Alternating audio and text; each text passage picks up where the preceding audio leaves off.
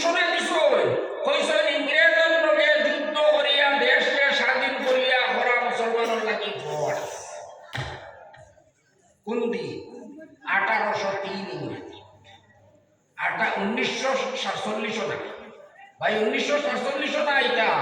1803 তখন খেওরর ইটা খুয়ারি হিম্মত তো দূরের কথা সকলেও দেখছেন আর 100 বছর বাদে পর্যন্ত সাহস হয়েছে না খেওরর হইতে ইংরেজের সামনে ঘোষণা দিতায় বলে ইংরেজের লগে লড়াই করা ফরজ হয়ে গেছে মুসলমানের লাগে এই হিম্মত কেউ করছে না হ্যাঁ খেওয়া বলবা বলে না এটার তো কোনো প্রমাণ নাই এটা তো মুখে মুসলমানে হই হাজার হাজার আলিম শহীদ হয়েছে ফাঁসির মধ্যে রঠানি হয়েছে বেজান হই নারী মহলে এটার প্রমাণ হাঁটো ভাই আমার কাছে প্রমাণ আছে শাহ আব্দুল আজিজ মুহাদ্দিসে দেওবন্দি রহমাতুল্লাহ আলাইহি যে ফতোয়া দিছিলেন যে ঘোষণা দিছিলেন লিখিত আকারে এই সময়ে ভারতের ভাষা ইন্ডিয়ার ভাষা ফার্সি আসে সরকারি ভাষা ফার্সি ভাষায় লিখিত ঘোষণা ফতোয়া আমরা কাছে আইন আছে ফতোয়ায়ে আজিজি কিতাবের মধ্যে লেখা আছে আলহামদুলিল্লাহ আমার কাছে কিতাব আছে এটা দেখতে চাইলে দেখতে পারবেন আইনও আছে সেই ফতোয়া খেওরর কোনো বাপে খেওরর যদি সেও যদি ইলা কোনো ঘোষণা দিয়া তাহলে আমার কাছে আনো দেখাও রেকর্ড আর বাইরে দেখাই হ্যাঁ ও দেশের আলিম হলে আর মুসলমানের যত দেশকে স্বাধীন করার লাগে যত উঠা রক্ত দিছে এর 100 গুণের এক কুল খেও গাম জড়াইছে যদি জড়াইয়া তাকে দেও দেখাও প্রমাণ ঠিক আছে এটা বহুত বাদে গিয়া দেশের অন্যান্য মানুষ হলো দেশে কইছে কিন্তু যারা এখন আমার কাছে সার্টিফিকেট যার এবার সকলে গাদ্দারি এরা দেশের লাগি কোনো ত্যাগ স্বীকার করছে না এক ফুটা গামও বাড়াইছে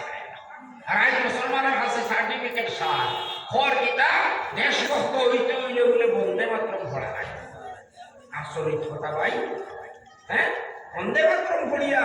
আমরা দেশভক্তি সাবিত করতাম নি কত বন্দে মাতরম পড়া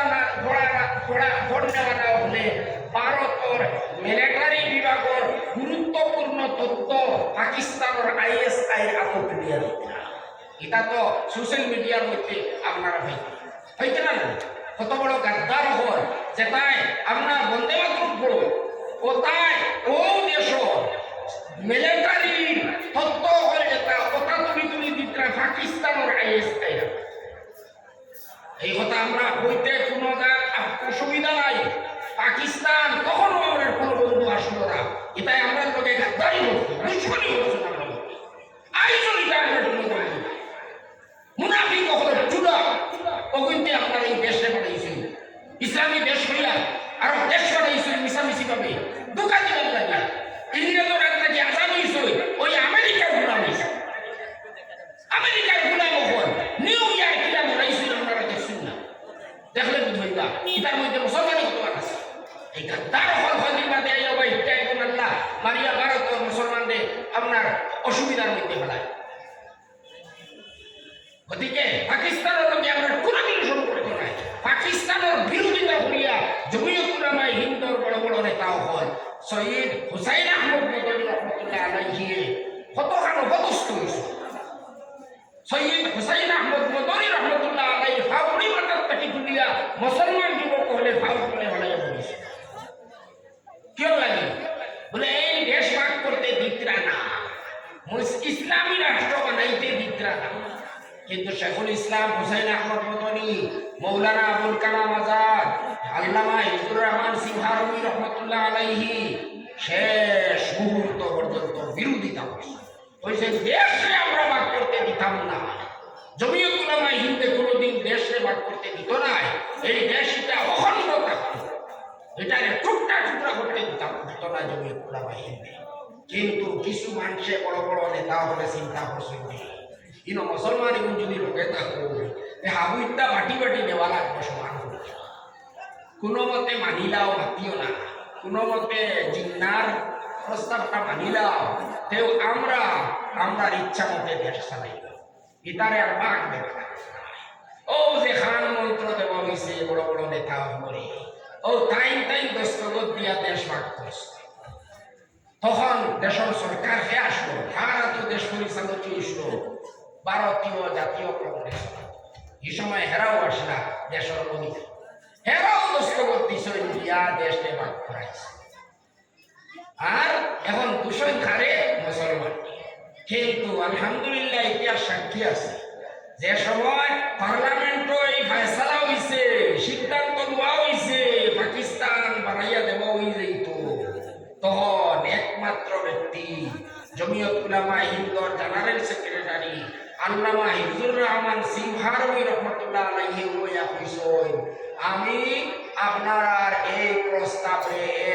এই সিদ্ধান্তরে মুহূর্তর লাগিয়া মানতে পারি না আমরা জমিয়ত উলামা হিন্দে এক মুহূর্তর লাগিয়াও এই সিদ্ধান্তটা মানতে পারে না এই সিদ্ধান্ত হইল কি একটা আত্মঘাতী সিদ্ধান্ত আপনারা যদিও মানতা না আপনারা সংখ্যা গরিষ্ঠ আপনারা আছে গতিকে কিন্তু আমরা এটা সাক্ষী থাকবো আমরা কখনো ভারতে ভাগ করা মানছি না আমরা পাকিস্তান সমর্থন করছি না বা এখন বুজুর্গ হন এর বাদেও আমরা কাছে আমরা বলে আইএস খাইছিলাম আমরা বলে আমরা প্রমাণ দেওয়া লাগবো আর কিতা দিয়া প্রমাণ শিরিক করিয়া কিতা দিয়া প্রমাণ আমরা ইমান ব্যবহার করিয়া ওই বন্দে মাতরম পড়ার অর্থ কিতা বন্দে মাতরম পড়ার অর্থ হইল বেঈমান হওয়া অনেক মুসলমানের কথা না আফসোসের কথা ও গত 2 বছর আগে ঘটনা ইসলামী স্কুল নামের এক স্কুলের মধ্যে আমি গিয়া দেখি একটা যুবতী মেয়েরে দাঁড়া করাইয়া এরে দিয়া বন্দে মাতরম পড়া দিচ্ছে আমি তো আমার কথার শ্রেণী গেছে আমি প্রিন্সিপালকে প্রশ্ন করলাম চার্জ করলাম কেউ লাগে আপনারা ইসলামী স্কুল হইতরা আর আবার বন্দে মাতরম পড়াইতরা কিতাবে আমার ও এটা তো আমরা হইছি না দেখে এটা হলো দেখুইয়া আবার ভাই দেখো বন্দে মাতরম এটা কলিমা করি কলিমা কিতা লা ইলাহা ইল্লাল্লাহ আল্লাহ ছাড়া কোনো মাবুদ নাই আল্লাহ ছাড়া কারোর ইবাদত নাই আল্লাহ ছাড়া কারোর পূজা নাই মুসলমানে সব জিনিস লইয়া কম্প্রোমাইজ করতে পারে ঈমান লইয়া পারে না মুসলমানে ঈমান লইয়া কোনো কম্প্রোমাইজ করতে পারে না আর বন্দে মাতরম গীতা হওয়ার দেশে সমুদ্র করিয়া হওয়ার ও দেশ আমি তোর পূজা কলিমা রইল নিয়া না হাঁটি গেল ইবাই করায় আল্লাহ ছাড়া কারোর পূজা নাই ইবাই দেশের পূজা করতায় রইল নি এক কথা ইমান গেল না নি গতিকে আমরা এটা জানা লাগবো না নি আমরা সন্তানের উপরে এটা বুঝানি লাগবো না নি ইতারে যদি বাধা করি আমরা বক্তব্য ভরাইয়া আলিম হকর খাস্তা গিয়ে শিখাইয়া ইমান যদি আকাই বিতা যদি শুদ্ধ করিয়া স্কুলও দেই না আপনি তুলাতুলি পড়াইয়া বাড়ি পড়াইয়া প্রাইভেট পড়াইয়া কলিমা শিখাইয়া দিলা হিলো গিয়া এই কলিমা হাঁটি দিল বলতে মাত্র হল্লনি হাঁটিয়া বরবাদ হল্লনি আপনারিকে গিয়া সূর্য নমস্কার দিলাইল সূর্য নমস্কার দিলাইলে ইমান রইল নি হ্যাঁ মুসলমানে খেয়রের সামনে মাথা ঝুঁকাইতে পারে না খেয়রের শ্রদ্ধা করতে পারে না খেয়রের পূজা করতে পারে না পূজা করিলে আর ইমান থাকে না এরপরে কোন মূর্তির সামনে গিয়া দণ্ডবত দিলাইল ভক্তি করিলাইল রইল নি ইমান বিলকুল নাই উঠেও নাই এখন আপনার সন্তান এটা জানানি লাগবো না নি আল্লাহ লোকে হেলমেট হইব এমপি হইব গিয়া আরো মানুষের পাবলিকরে ঘুষ করার লাগিয়া ভোট পাইবার লাগিয়া গিয়া কিতা করব গিয়া দণ্ডবত দিব মূর্তিরে গিয়া বস্তি দিব নাইকল পাঠাইব আর তত তামসা করবো না নি ইমান রইল নি তা আপনার এগুলো পয়লা শিক্ষা দেওয়া লাগবো তোর কাছে সবথেকে মূল্যবান হইল তোর ইমান দুনিয়া 2 দিনের তুই সব পূজার কাছে আর দুনিয়ার চিন্তা হইতো নাই এর বাদে থাকি যে জীবন আরম্ভ হইব সেই জীবনের শেষ নাই দুজক থাকি কোনোদিন বাইরে হইতে পারতে না যদি ইমান থাকে না আখেরাত মুক্তি পাইবার একমাত্র উপায় ইমান ইমান না থাকলে আখেরাত কোনোদিন দুজক থাকি বাইরে হইবার কোনো উপায় নেই বেশ তো পাইবার কোনো ইমান থাকে আর ইমান ওগুলা স্পর্শকাতর জিনিস স্পর্শকাতর জিনিস এক কথায় লইতে পারে এক কাজেও লইতে পারে আর এক মানুষে এক ভুল হরি লইছে গুণা হয়ে গেছে কিয়া বড় গুণা হয়ে গেছে তবুও তারে আপনি কামিল হইতে দুর্বল মুসলমান হইতে পারবো গতিকে ইমান এটা বড় স্পর্শকাতর জিনিস জানা রাখবো এইসব কথা আমরা জানা লাগবো আমরা আল্লাহ ছাড়া কেউর পূজা করি না মারও পূজা করি না বাবরও পূজা করি না কোনো বড় উস্তাদ কোনো ফিরোরও পূজা করি না, এমনকি আল্লাহর বাদে এই সৃষ্টি জগতের মধ্যে আল্লাহর বাদে সব থাকি বেশি সম্মানী আমার কাছে আল্লাহর রসুল হযরত মুহাম্মদুর রাসূলুল্লাহ সাল্লাল্লাহু আলাইহি ওয়াসাল্লাম আমার কাছে আল্লাহর বাদেও দুই নম্বরে সবথেকে সম্মানী, আল্লাহর বাদে সবথেকে বেশি মায়ার আর প্রিয় হে আল্লাহর বাদে আল্লাহর রাসূল।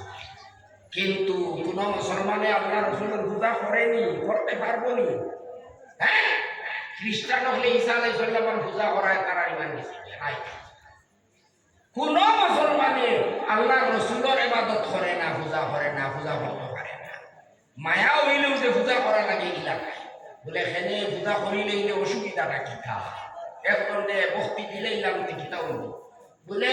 আরো হজনে বস্তি দিলাইলে আল্লাহ তাআলার অপমান না হইল, আল্লাহর বেইজ্জতি হইল। তুমি যে কপাল,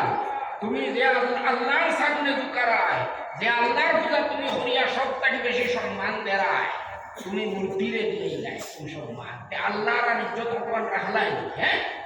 ভাই, তোমার মনে হইলে তুমি তোমার বেঙ্গরও পূজা করো, হ্যাঁ বেঙ্গরও পূজা করো, সাগরও পূজা করো, পেশাবর রাস্তারও পূজা করো, আর কোটি কোটির পূজা করো, আমরা পূজা করি। সে বাধা দিল? আমরা কোনোদিন পূজা করছিলাম নি? কেউরে বাধা দিছিলাম নি? হ্যাঁ, আমরা তো কোনোদিন কেউরে আপত্তিও করছি না। দ্বিতীয় লাগে আমরা ইমানের উপরে আক্রমণ করো। সংবিধানে তো আমরা অধিকার দিছে, সংবিধানে অধিকার দিছে, আর আপনারা অনেকে জানেন না এই সংবিধানিক ধর্ম নিরপেক্ষ সংবিধান বানাতে কি বড় অবদান মৌলানা আবুল কালাম, শেখুল ইসলাম, হুসাইন আহমদ মদনী, আল্লামা ইবনুর রহমান সিবা আরবি, এই সমস্ত বুজুর্গ হলোর সবথেকে বড় অবদান হইল এই সংবিধানটারে ধর্ম নিরপেক্ষ সংবিধান বানাই দিছে। সংবিধানে আমরা অধিকার দিছে আমরা যে কোনো মানুষের যে কোনো ধর্ম পালন করতে পারে। ভারতের মানুষে নিজে নিজের ধর্মরে পালন করিয়া এই দেশের মধ্যে থাকতে পারে, যে কোনো মানুষে। এক মুসলমানেও তার ধর্ম এখানে পালন করতে পারে, প্রচারও করতে পারে। গैर মুসলিমের কাছে গিয়া ইসলামের দাওয়াত দিলেও সংবিধানে নিষেধ করে না, অনুমতি দিছে। এই ধর্মের হাতম করা, ধর্মের শিক্ষা প্রতিষ্ঠান বানানি, শিক্ষা প্রতিষ্ঠান চালানি, ইটা সারার পারমিশন আমরা সংবিধানে দিছে। ওদিকে আমরা এই সাংবিধানিক অধিকারকে এটারে তুমি কিয়র লাগি নষ্ট করতে চাও? তুমি কিয়র লাগি হো বলে দেশভক্তির প্রমাণ হইল বন্দে মাতরম। ভাই, এটা যদি দেশভক্তির প্রমাণ হয়, যদি দেশের পূজা করাটাই যদি দেশভক্তির প্রমাণ হয়, তাহলে আমি একটা প্রশ্ন করি আর 57টা প্রায় নামকেও আজকেও বলা মুসলমান রাষ্ট্র আছে।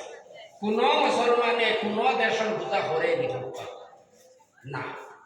এত আপনার মাপকাঠি হিসাবে, আপনার যুক্তি হিসাবে তো তারা সব দেশের গাদ্দার। খেয়েও তো দেশের পূজা করে না। আপনার যুক্তি হিসাবে তো সব দেশের গাদ্দার নানি। গাদ্দারের মানা কিটা? দেশে বেশি লিবা, আপনি গেলে আপনার দিলিবা, দেশে লইয়া কোনো 57টা দেশ আনো বইলে আনিয়া আমরা দেশের লোকে বিলাও, আমরা দেশটাতে করবো না। আমরা দেশ বড় হইব, এটা তো আমরা খুশির কথা নেই। কারণ এটা তো গাদ্দারও হল, তারা দেশের লোকের প্রেম নাই, তারা খেয়েও দেশের পূজা করে না। হ্যাঁ, যাও না গিয়ে আনিয়া দেখাও না। এত বোঝা গেল এটা মিথ্যা কথা, দুকাবাজি। দুকাবাজি ইতার পিছনে রাজনৈতিক উদ্দেশ্য, ইতার তলে দিয়া হিংসা, আর কিচ্ছু না। উদ্দেশ্য কিতা? মুসলমানের ইমান রে বরবাদ করা, ইমান রে নষ্ট করা। গতিকে আমরা সজাগ থাকতে লাগবো, আমরা সন্তানগুলোরে সঠিক ইসলামী শিক্ষা দিতে লাগবো। আর প্রাথমিক শিক্ষা কেন্দ্র হইল মক্তব, সবাই মক্তব। আর উচ্চ আপনার শিক্ষা প্রতিষ্ঠান হইল মাদারিস। এই মাদারিস গুলারে আমরা রক্ষা করিয়া রাখা লাগবো, এইগুলারে বাঁচাইয়া রাখা লাগবো। আমরা সন্তান হন, কিছু সন্তান হন ইটা মাদ্রাসায় ভর্তি করিয়া ইতারে বড় বড় আলিম